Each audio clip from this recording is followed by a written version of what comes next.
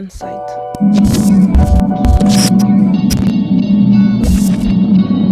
Good day, everyone. Thank you very much for joining us once again on another episode of On Site.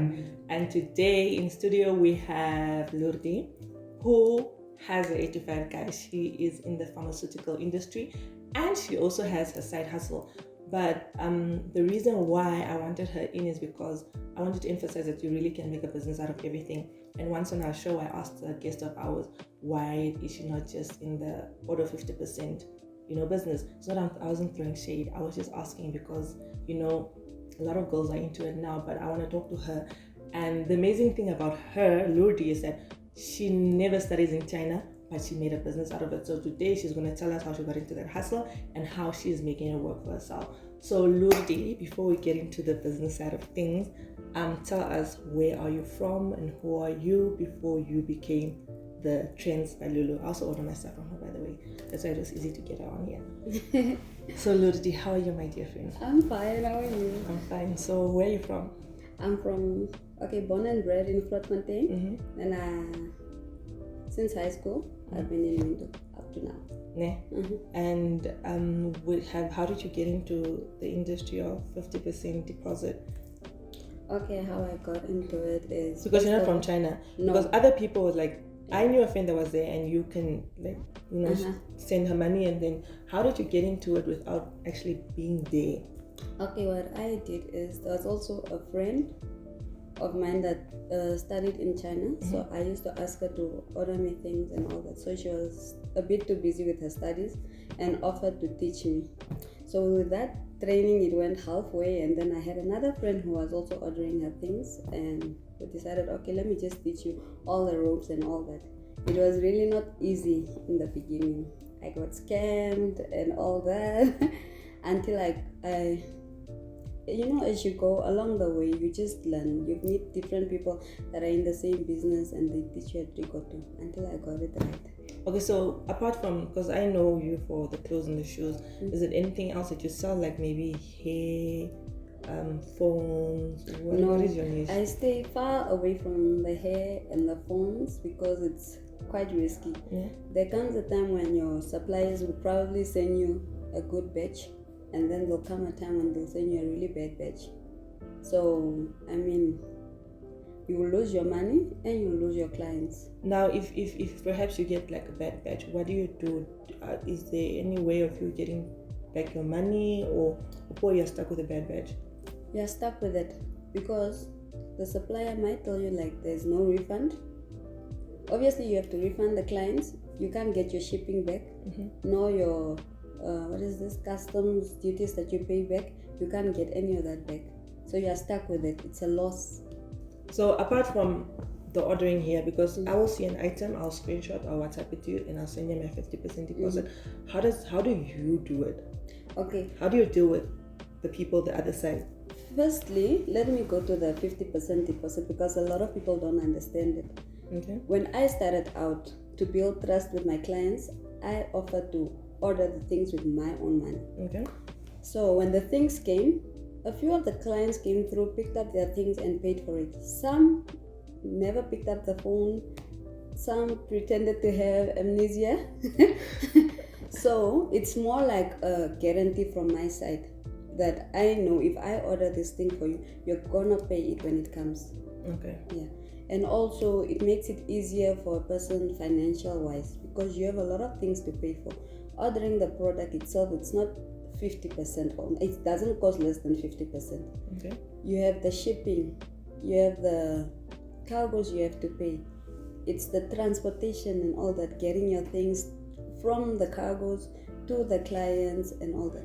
So it's so me here sitting here wanting to beat you up because I gave you my 50% and you didn't deliver my stuff because of Corona or whatever reason. So I must not come give you a headache because I think with that 50% you are really living your life. There's actually extra costs that go into it. Yeah. No, but I don't think we all understand how it really happens. So that's why we out here throwing an attitude. But don't you think it's better to have a full-on shop with all this stuff instead of, because I really don't mind ordering it. It's just the waiting is sort of what just puts me off a little bit. The thing about a full-on shop is it's quite costly. You have to pay rent, the things might stand there. Not everyone will like what you ordered, because now you're ordering thinking about your own taste, right? Yeah. Or probably you saw it on some girl and it looked nice and you order. When it gets here, not everyone will like it. That thing might even stand there. So with the 50% and online ordering, is like every client gets to choose what they want. And also, I just do not sell the things that are on my page. Okay. I have an option of clients sending me what they like. I look for it, I source it out. Not look for it, but I source it out, I find it, and then I give them a price. Okay. So everyone gets their own things. What they want. And also, I never actually resell the client's own personal choice of outfit that they bought, unless they want it resold, so I can put it on the page. You can actually have your own unique item that you don't have to see 3 to 4 people on the street with. But if I have to have these things in a shop, obviously that thing goes away where it's not unique anymore, because everybody is having it. Okay, now I understand. Oh, that is actually cool. So when I want something, I don't need to care about my friend Lulu also having the same thing. Yeah, so I will give you, because I don't order from suppliers, I order straight from the shops in China. Okay. Which gives me the opportunity to look at the ratings of the shop, the quality, the reviews. So I come back with that, and I also come back with some of the real pictures that which I get from the reviews. It's a lot of work, because I have to go through so many shops and go through so many reviews, and the worst part is what is this? Things are in Chinese. So what I do is I had to get an app that translates for me. Wow. That's the admin work that goes into it. So somebody will ask you, can you please find me this? And then within an hour or two, if you don't come back to them, they think you're not serious. But you have to go through all these things. You have to make sure you're getting the person the best quality, the perfect item. And you might even find a shop where it has good ratings, but you never get your items. Really? They never send it out. I started the business in 2018, around about October. So I don't know if I should say I officially started it then, because it was very troublesome. I wasn't getting anywhere until the beginning of this year, probably March. That's when things started going well. But I think that is I think it's just part of starting off a business. You need to get through these obstacles to make it perfect, because you can't just stand up one day and wow, it's perfect. And you're getting through these obstacles, it's basically just making you stronger. So tomorrow when you have to do something else, then you can really tackle it. Yeah, and also what I wanted to emphasize on is the bullying that happens on social media regarding the people that have online shops. You give your 50% and then you feel like the person is not delivering. From my experience, the first time when I ordered the things, I got scammed, because I didn't know the process well. So I had put all my money in, let me say, all my eggs into one basket, and I lost a whole part of my savings, because I had to take it from my savings and then order. So I didn't get my money back until now, but I still had to deliver the client's things. Some people would think that no, you're scamming them, they want a refund. Some people will actually go on social media, ruin you while you're just trying to start out. So the 50% thing, it's not like I'm taking your money and I'm building my business on it. It's just a guarantee that you will come pay for your product. Yeah. And it also just helps along the line with certain financial things. So what is the next step for you in this business? What are you gonna do after? Okay, I've actually been having talks with a few of our local designers where we want to, like certain items, it seems that you can actually get it made here. So instead of ordering from China a top that is probably like 350, which is very easy to make here, I can get like a designer to make it here, and then we sell it at the same price, just cutting off all the shipping cost and the waiting time.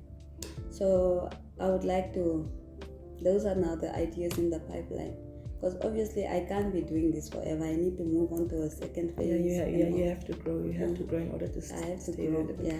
And what has been annoying me, or what has been picking at the back of my mind, is like, in every stage of your life, it requires a different type of you. So if I have been doing a certain thing when I'm 25. I still can't be doing that when Exactly. I'm 28.